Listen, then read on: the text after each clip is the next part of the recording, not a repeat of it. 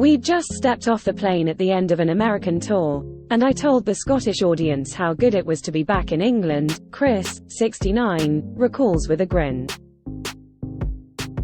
I have apologized. Just back from the band's latest 6-week US tour 4 decades later, Difford is preoccupied with the even more distant past, his days as a teenage tearaway in southeast London.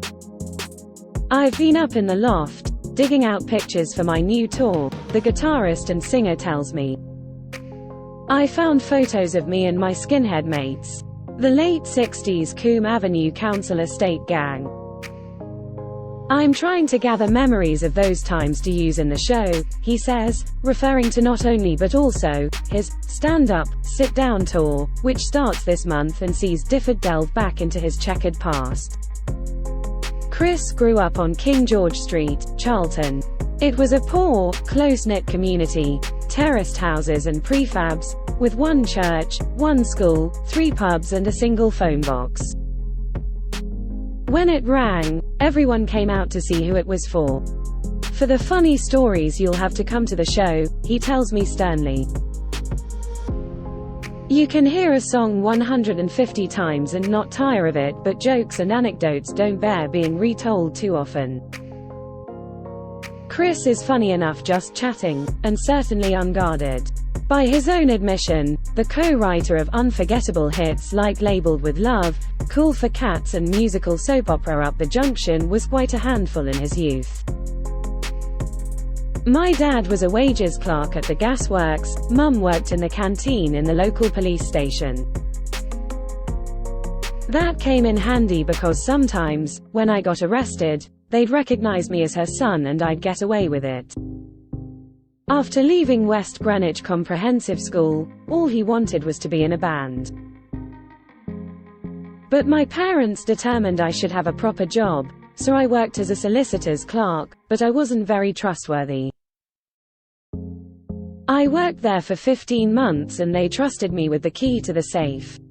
A stupid thing to do. He spent a week flattening boxes in a cardboard factory, edited soft porn films on reels of Super 8 and worked at a dodgy local warehouse. On my first day the other workers dragged me to the Rose Crown. It was the first time I saw a stripper. Weirdly she was dancing to Gilbert O'Sullivan. I was 17 and terrified. That year, Chris pinched 50p from his mother's purse, and put an advert in the window of a local sweet shop reading, "Lead guitarist wanted for a band. Recording soon." Nobody replied for 3 weeks. I was starting to lose hope, then Glenn answered and saved me from the biscuit factory. Glenn Tilbrick, then a 15-year-old school leaver, met him in Blackheath pub, the 3 Tons, in April 1973. I owned up. There was no band and no recording contract. I'd had school bands, but all I had was a load of songs and nobody to play them with. He released 12 of those 1972 demos, recorded on reel-to-reel by his friend and neighbor Bob Blatchford, as Let's Be Coombe Avenue, in 2017. Recruiting Jules Holland, keyboards, Harry Kukuli, bass, and Paul Gunn, drums. Squeeze were originally known as Skyco, short for Captain Trundlow's Sky Company, and played their first gig at Catford Girls' School. A strange choice. They were a bit bemused by it all. I know we were. Greenwich pubs were more welcoming. We cut our teeth in the Bricklayer's Arms, a tiny place, run by Harry's dad. We were paid in crates of beer. And the Oxford Arms was wonderful.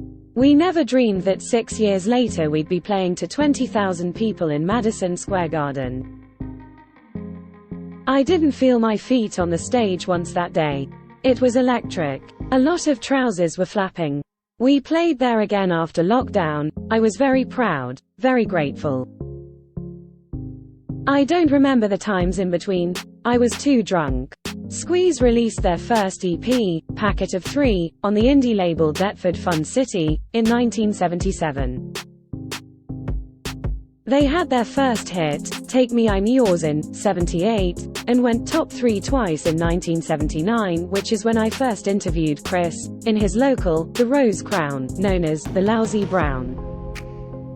In his own words, a serious drinker, he'd written Cool for Cats in that very Minder-esque pub, taking inspiration from passing duckers, divers, and local hoodlums.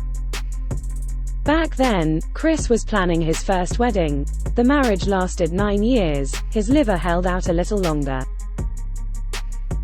A recovering alcoholic, he swore off the demon drink in 1992. His thirsty habit fueled Squeeze's first breakup in 1983. Booze numbed his emotions, conquering his shyness. He likens it to wearing a diving suit. You feel safe within it, but it's the most dangerous thing you can do. Solo, Chris wrote or co-wrote songs for Sarah Brightman, Lisa Stansfield, and old bandmate Jules Holland. Songs co-written with Glenn were covered by Elaine Page, Joe Cocker and more. Songwriting income kept him afloat. Their original contract drawn up by their first manager signed away all their songs, masters, and copyright. In 1986 they took him to court but settled outside. It's sad because my children will never benefit from those hits, he says. Father of 4, Chris moved to a farm in Rye, Sussex, with the mother of his 2 youngest children in 1990.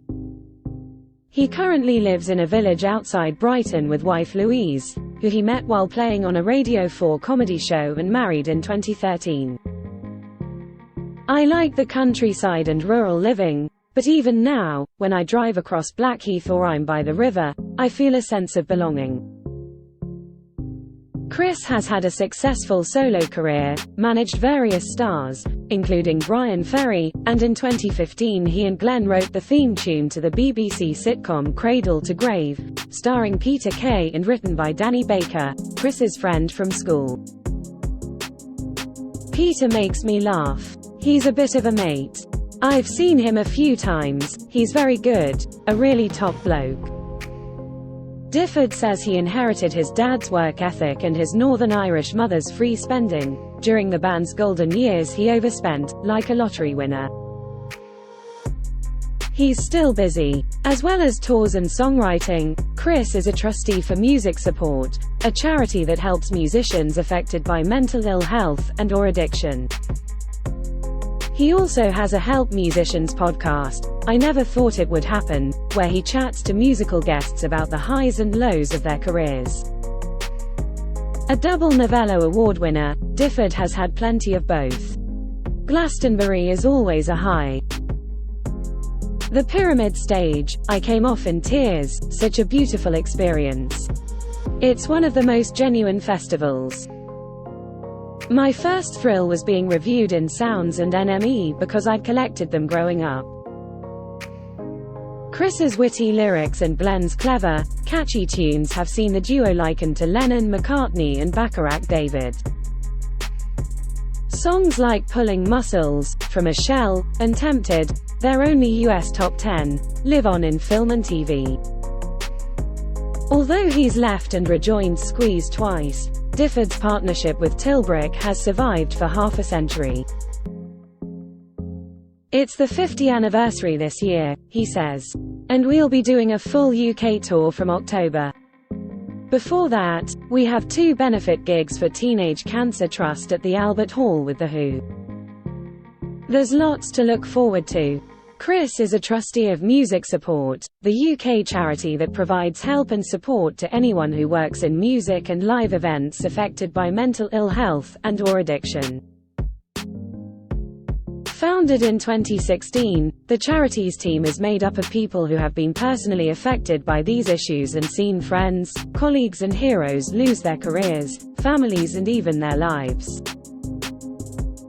Their core services include a confidential helpline, managed by music industry peers with lived experience, training in mental health first aid and addiction and recovery awareness to empower individuals to look after the well-being of their colleagues, and themselves, safe hubs, backstage at festivals.